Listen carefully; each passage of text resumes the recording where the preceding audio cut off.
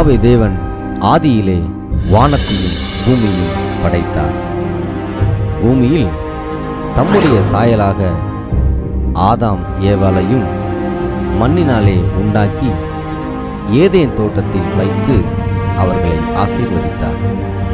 ஆனாலும் யாவே தேவன் விலக்கின நன்மை தீமை கனியை புசித்ததின் நிமித்தம் ஏதேன் தோட்டத்தில் இருந்து வெளியே அவர்களை அனுப்பிவிட்டார்.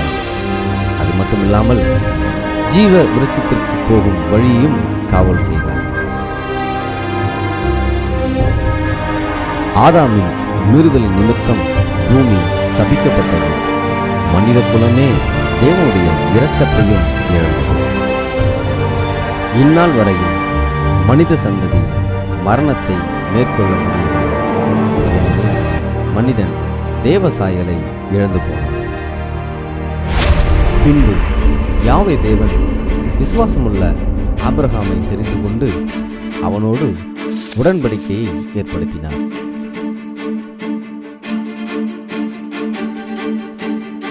நான் உன்னை ஆசீர்வதிக்கவே ஆசீர்வதித்து உன் சந்ததியை வானத்து நட்சத்திரங்களைப் போலவும் கடற்கரை மணலைப் போலவும் பெருகவே பெருக பண்ணுவேன். உன் சந்ததியார் தங்கள் சத்துருக்களின் வாசல்களை சுதந்தரித்துக் கொள்வார்கள். நீ என் சொல்லுக்கு கீழ்ப்படிந்தபடியினால் உன் சந்ததிக்குள் பூமியில் உள்ள சகல ஜாதிகளும் ஆசீர்வதிக்கப்படும் என்று என் பேரில் ஆணையிட்டேன். வாக்குத்தத்தத்தின்படி ஆபிரகாம் சந்ததியிலிருந்து மெசியாவாகிய இயேசு கிறிஸ்து பூமியில் கன்னி மரியாளின் வயிற்றில் பரிசுத்த ஆவியினால் பிறந்தார். ஆபிரகாமின் குமாரனான மெசியாவாகிய இயேசு கிறிஸ்துவை கொண்டு யாவே தேவன் பூமியில் உள்ள மனிதர்களை ஆசீர்வதிக்கிறார்.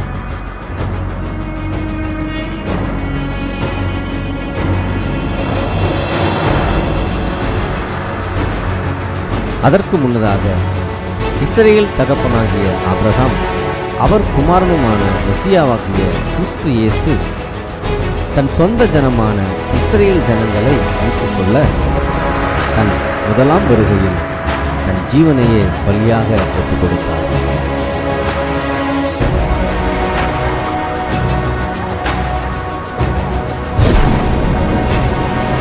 அப்படியிருந்து மேசியாவாக வந்த கிறிஸ்து இயேசுவை இந்நாள் வரையிலும் மேசியாவாக ஏற்றுக்கொண்டார். ஆனாலும் யாவே தேவன் ஆபிரகாம் கொடுத்த வாக்குத்தத்தத்தின்படி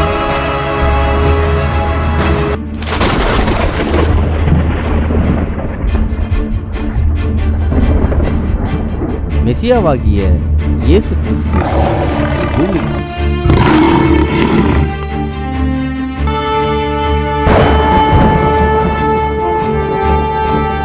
இதோ மேகங்களுடனே வருகிறார். கண்கள் யாவும் அவரை காணும். அவரை குத்தினவர்களும் அவரை காண்பார்கள். பூமியின் கோத்திரத்தார் எல்லோரும் அவரை பார்த்து புலம்புவார்கள். அப்படியே ஆகும்.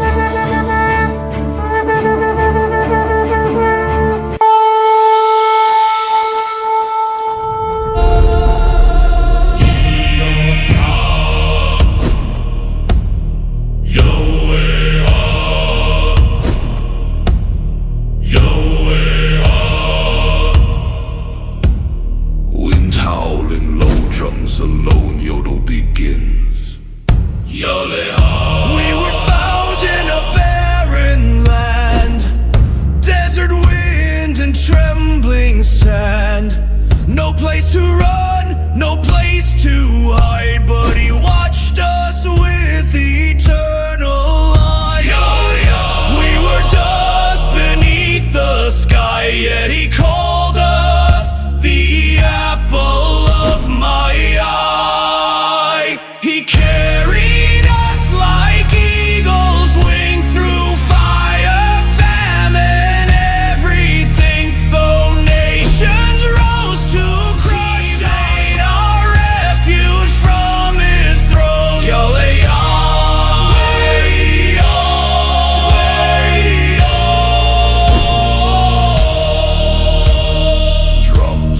dragon's horns blow, marching rhythm begins. The enemies gather, they sharpen their steel, they storm the gates with death on their heels. But who